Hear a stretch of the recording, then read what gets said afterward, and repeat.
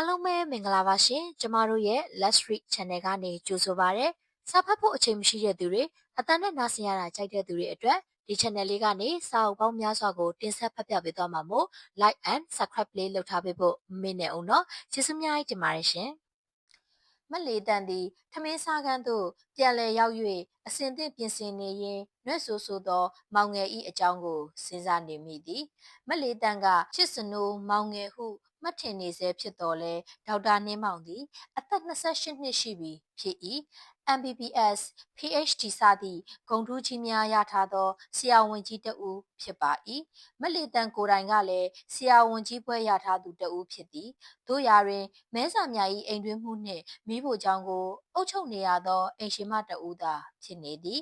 တနည်းအားဖြင့်ဆိုလျင်လည်းဆေးရုံကြီး၌သူနာတို့အတွက်သက်သာမှုကိုပေးသည့်ဆရာဝန်မတစ်ယောက်အဖြစ်နေထိုင်ပါလျက်ဓာတ်ခွဲခန်းရိပ်မြုံတွင်အစားမမှန်အိမ်မှန်ဖြင့်ကျမ်းမာရေးချို့တဲ့ခြင်းတိုင်းချို့တဲ့နေသောမောင်စိုးလေးတစ်ယောက်၏ကျင်နာသောသူနာပြုဆရာမတဦးသာဖြစ်၏ဒေါက်တာနှင်းမောင်သည်ငယ်စဉ်ကတည်းကညံကောင်း၍16နှစ်ပြည့်ပြီးစာတွင်ကောလိပ်ရောက်သည်ဆရာဝန်ဘွဲ့ကိုထူးချွန်သောအဆင့်ဖြင့်အောင်မြင်ပြီးသောအခါမိဘများကသူ့ကိုအမေရိကန်ပြည်ထောင်စုသို့ပို့ပေးသည်နှင်းမောင်သည်နယူးယောက်မြို့ကိုလံဘီယာဆေးတက္ကသိုလ်ကြီးမှ Neuroanatomy ခေါ်ဦးနှောက်နှင့်အာရုံကြောကြွက်သားဆိုင်ရာခန္ဓာဗေဒကိုလေ့လာ၍ပါရဂူဘွဲ့ရခဲ့သည်နှင်းမောင်အမေရိကန်ပြည်ထောင်စုမှပြန်လာချိန်၌မိဘနှစ်ပါးလုံးကွယ်လွန်ခဲ့ပြီနှင်းမောင်ကိုမိဘတို့သည်တန်ရောစင်အထူးကြီးသည်ကြီးထိုက်သောအကြောင်းလည်းရှိသည်ဤအကြောင်းကိုလည်းမက်လီတန်ဒေါက်တာဦးထွန်းအောင်နှင့်အလွန်ရင်းနှီးသောမိတ်ဆွေအချို့သာသိသည်နှင်းမောင်ကိုယ်တိုင်ပင်ဤအကြောင်းကိုမသိသည်မသိသည်ပင်ကောင်းပါ၏ဤအကြောင်းကိုတွေးမိတိုင်းမက်လီတန်သည်တပြင်းရှိုက်မိသည်ထိုမြုပ်ကွယ်ထားသောအကြောင်းကြောင့်မိဘတို့သည်နှင်းမောင်အပေါ်တန်ရောစင်ကြီးလေသည်မြနှင်းမောင်ကလည်းမိဘများအပေါ်ချစ်ခင်အားကြီးသည်မြန်မာပြည်သို့သူပြန်ရောက်သောအခါမိဘတို့မရှိလေပြီမှုသူ့တွေ့တာမှုသည်မက်လီတန်နှင့်အကိုကြီးဒေါက်တာဦးထွန်းအောင်တို့အပေါ်ပုံကျလာခဲ့သည်မောင်အငယ်ဟူ၍မက်လီတန်ကလည်းသူ့အပေါ်ဂယုဏမိုးဆွေခဲ့ရသည်မြန်မာပြည်သို့ပြန်ရောက်ပြီးမှစ၍ဒေါက်တာနှင်းမောင်သည်အမေရိကန်ပြည်ထောင်စု၌ရှိစဉ်သူကြံစီတွေ့ရှိချက်တရက်အားလျှို့ဝှက်စွာသူတေသနပြုနေသည်သူတေသနပြုနေသည်မှာကဘာမြေ၏အသီးအပွင့်အပင်တို့နှင့်တသက်ဝါအငယ်စားတို့၏ခန္ဓာဖွဲ့စည်းမှုအတွင်း၌မြုပ်နှင့်နေသောအာနိသင်တရက်ကိုဖော်ထုတ်၍လူလောကအတွက်တန်ဖိုးမဖြတ်နိုင်သောစွမ်းပကားတရက်ကိုတီထွင်ရေးဖြစ်သည်သူအကြံစီရည်ရွယ်ချက်ကိုမက်လီတန်နှင့်ဒေါက်တာဦးထွန်းအောင်သာလျင်သိသည်ထို့ကြောင့်ပင်မက်လီတန်သည်ခက်ခဲနက်နဲသောသူတေသနလုပ်ငန်းတွင်ပင်ပန်းကြီးစွာမြုပ်နှင့်နေသောသူ၏သူနာပြုဆရာမတပွဲဖြစ်ခဲ့သည်ဓာတ်ခွဲခန်းလက်ထောက်လည်းဖြစ်ခဲ့ရသည်မက်လီတန်တို့မိဘများကသူတို့သုံးဦးအတွက်အမွေများကိုတင်ချီ၍ထားခဲ့သည်အကိုကြီးဒေါက်တာဦးထွန်းအောင်မှလည်းဘေးလက်ပြန်ဆရာဝန်ကြီးတဦးဖြစ်၍ရန်ကုန်မြို့လယ်တွင်ခမ်းနားသောဆေးတိုက်ကြီးတစ်တိုက်ကိုဖွင့်လှစ်အုပ်ချုပ်ထားနိုင်သူဖြစ်သည်မက်လီတန်မှာအကိုကြီး၏ဆေးတိုက်၌ကူညီရမည်အစားမောင်ငယ်၏ဓာတ်ခွဲခန်းတွင်သာအလုပ်များနေရသူဖြစ်သည်ဓာတ်ခွဲခန်းတွင်ကူညီရသည့်ထက်နွယ်ဆိုးဆိုးသောတားငယ်တဦးအားရိုးရပြုစုရသည့်မိခင်ပမာသာပို၍ဖြစ်နေခဲ့ရသည်မက်လီတန်သည်ပြင်းရင်စင်ရင်စောစောကသူညင်းညူခဲ့သောစကားရဲများကိုတွင်ပြီးသဖြင့်ပြုံးလိုက်မိသေးသည်။ဘာလဲမမတန်ရာနောက်တစ်ခါထမင်းစားချိန်ဆိုတာရောက်လာနေပြန်ပြီလား။သူကထမင်းစားချိန်ရောက်လာခြင်းကိုပင်စိတ်ပြက်နေတဲ့သူဖြစ်သည်။လူတတဝါတို့၏ရှင်သန်ကြီးပွားမှုအတွက်ဩတတဆေးတစ်ခွက်ကိုရှာဖွေနေသည်ဆိုသောမက်လီတန်၏မောင်ဆရာဝန်သည်ဆေးတောက်ရမှာကိုလန့်နေသောကလေးငယ်တဦးနှင့်တူလွန်းနေ၏ဤသို့ခေါင်းမာ၍ဇွဲကြီးသောသူကိုပြုစုဆောင်ရှောက်ရမည်တောင်းဝန်မှာသူ၏ချစ်သောအမလည်းဖြစ်၍ဆရာဝန်လည်းဖြစ်သေးသောမက်လီတန်၏ခေါင်းပေါ်သို့အစဉ်ကျရောက်နေသည်တောင်းဝန်သိသောအမကိုပင်တခါတရံသူကအပြစ်တင်တတ်သည်ခတ်တော့တာပါပဲမမတန်တယောက်အတွက်ကျွန်တော်တော့ခတ်တော့တာပါပဲဖြစ်ရလေနှင်းမောင်လေသူ့၏ခတ်ချင်းချောင်းစိတ်ပြည့်ရမည်သူကိုသူကပင်ပြန်၍ခတ်နေလိုက်သေးသည်မက်လီတန်သည်ထမင်းစပွဲကိုအစဉ်သစ်ပြင်နေကဤအကြောင်းအရာများကိုစဉ်းစားရင်းပြုံး၍နေသည်မက်လီတန်သည်ဒေါက်တာနှင်းမောင်ဆင်းမလာမီအစားတောက်အားလုံးကိုထပ်ဖြည့်ဖို့မလိုအောင်ဇပွဲတို့နှင့်အတူချထားစီမံသည်နှင်းမောင်၏အကျင့်တစ်ခုမှာသူထမင်းစားနေစဉ်ဇပွဲတို့အပါအဝင်သူတစိမ့်တို့အနား၌ရှိလျင်မစားတောက်တတ်ခြင်းဖြစ်၏တဖန်အပြင်လောကသို့မထွက်ဘဲမိတ်ဆွေလည်းမရှိသဖြင့်သူ့အမ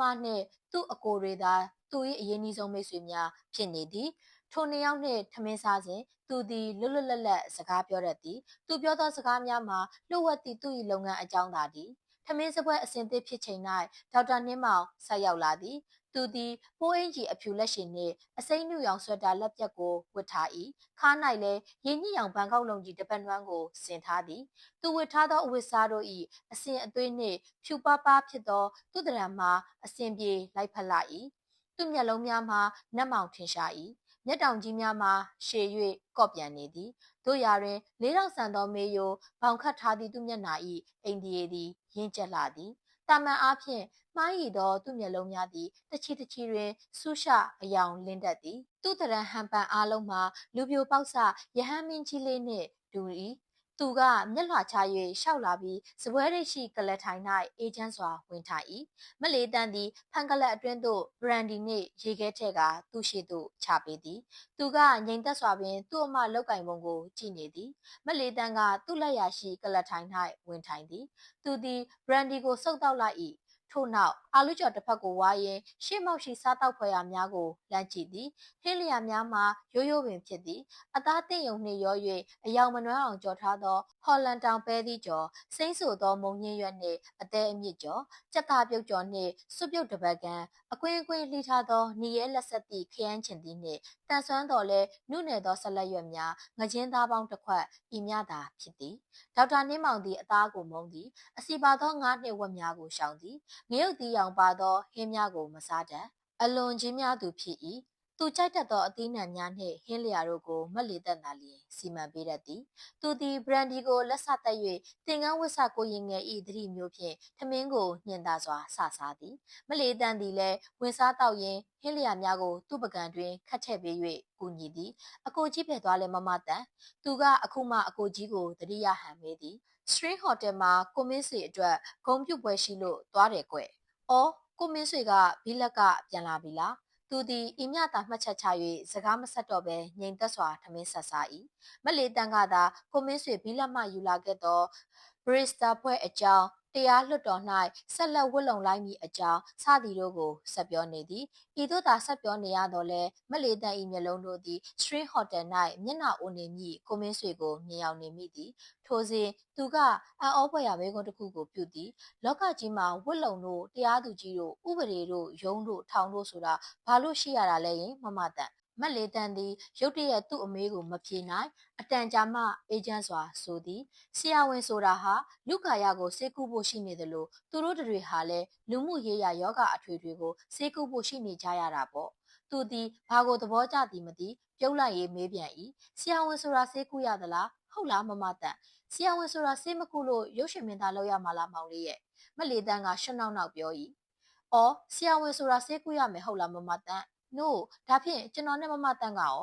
မမတန်ကတော့အင်မတန်မှဆေးကြောက်တဲ့ကလေးတယောက်ကိုပြုစုနေရတဲ့ဆီယာမတယောက်ပါပဲကွယ်မလေးတန်သည်သူ့ကိုအသာအကဲခတ်ရင်းဆက်ပြောပြန်၏ဒါပေမဲ့အဲ့ဒီစွတ်တရုတ်နိုင်တဲ့ကလေးတယောက်ကလူကြီးရဲ့အများကြီးအတွက်ဆေးတစ်ခွက်ဖော်ဆက်နေတဲ့သိလားမောင်လေး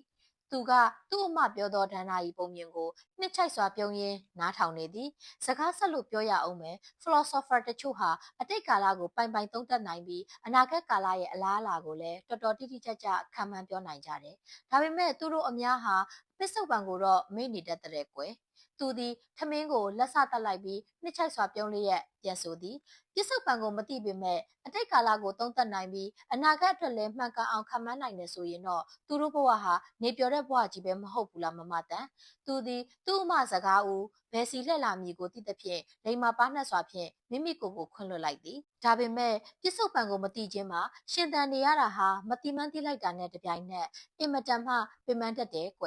ဒါဖြစ်ရင်လည်းမပင်ပန်းရအောင်အဲ့ဒီပစ္စုပန်ရဲ့မတိခြင်းကိုမတိတဲ့အဖြစ်နဲ့ပဲနေပါစီတော့လားမမတန်ရဲ့မလေးတန်သည်သူ့မောင်ကိုစက်ခနဲမော့ကြည့်၏မိုက်ကန်သောမောင်တယောက်၏ကြောက်မက်ဖွယ်သောအယူဆကိုအံ့ဩမိလိုက်ခြင်းဖြစ်သည်မလေးတန်သည်ဘာမှဆက်မပြောတော့ဘဲပကံပြားများကိုတိမ့်ရန်ဇပွဲတို့ကိုခေါ်လိုက်သည်ထို့နောက်တစ်တိချွတ်ချင်းများကိုယူဆောင်၍သူ့အနားသို့တိုးပေး၏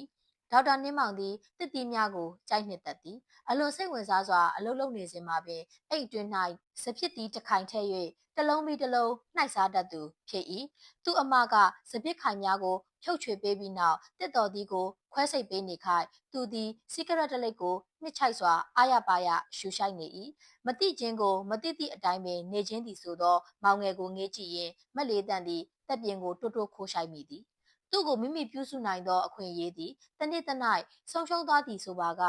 မတိသားဆိုးရွားသောဤတငယ်သည်ဤလူရက်ခွင်တွင်အဘယ်သို့ဆက်လက်အသက်ရှင်ပါမည်နည်းဟုမက်လေးတန်သည်မိမိကိုယ်ကိုစိတ်တွင်းမှမေးမိ၏မက်လေးတန်ဤသို့ရင်မောနေခိုက်သူကအလိုက်မသိစွာပူစာလိုက်ပြန်၏